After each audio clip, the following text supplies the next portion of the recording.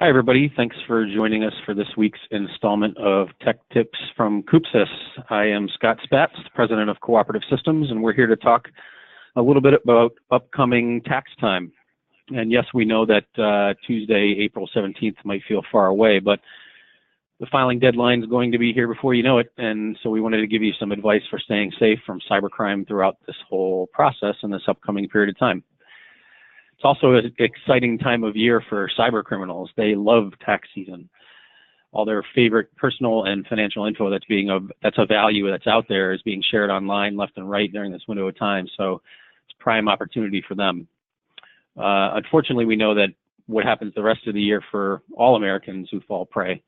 We know that about 1 in 3 consumers who are a victim of a data breach actually later become victims of some sort of identity fraud or some other targeted event. But we don't need to go through a whole gamut of examples here. The news brings us plenty of examples of that you see every day. You know that cyber attacks are still running rampant. It's really at the point where the IRS releases an annual kind of dirty dozen list of tax scams for the previous year every year. That's how prevalent they are.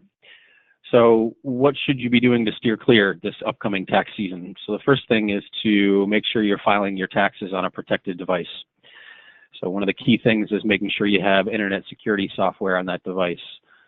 Criminals use a combination of points to get what they want when they're looking for sometimes, and this is probably one of the most basic steps that can kind of fend them off. Making sure you keep whatever software you do have up to date, and it's not just your security software. So making sure your core applications that you run in your computers are kept up to date, that automatic updates are turned on, and things like that, and just making sure that you're not ignoring updates from your key applications on your computer. So that's the first thing, is to make sure you have a protected device that you're accessing and using when you're filing your taxes and when you're preparing any of your tax documents. Second thing is to use a safe internet connection. So there's plenty of public Wi-Fi out there, whether it be coffee shops, restaurants, shared working spaces, and you just got to be careful about using public Wi-Fi. And really, the concept here is to not use public Wi-Fi, especially when you're doing anything tax related and when you're submitting any documents. You really need to use a private, secured internet connection. So whether that be your home network that you know only you and the devices you trust are on that network, whether it be your work network, which is most likely secured by protocols from your IT department or your IT provider, and not use those public Wi-Fi areas. Certainly using those public Wi-Fi areas for other things is fine, but certainly when you're looking at this type of information being transmitted and shared, you want to make sure you're doing it from a secure connection. And then kind of the next thing, or the third thing here, is to make sure that you've got strong passwords really across the board. So making sure you're changing passwords to your key accounts regularly, using complex passwords, long passwords, uppercase, lowercase, numerical values, character values within those passwords to make them complex. Using basic passwords is one of the most fundamental no-nos of overall security and keeping a good cybersecurity presence for yourself. There's plenty of password managers out there to help address this, where you can keep those passwords stored in a secure vault so that you can keep using complex passwords and reference them from the secure vault when needed. But that's one of the key things that cyber criminals look for, is those easy to hack, easy to use password tools to compromise and to determine what your simple passwords are. So by using complex passwords, it's one of the key layers of defense for you.